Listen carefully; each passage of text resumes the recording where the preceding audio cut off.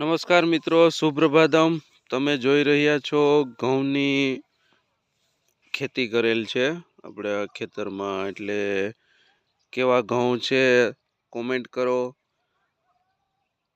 ઘઉંને almost 45 દિવસ જેવું થઈ ગયું છે અને સુપ્રભાતમ એટલે સવારનો સમય છે. અત્યારે તમે જોઈ શકો છો કે ઘઉંનો કેવો નજારો છે આપણી વાડીમાં. તો મિત્રો, શેર કરો, સબસ્ક્રાઈબ કરો ચેનલને અને આવા નવા વિડીયો જોવા માટે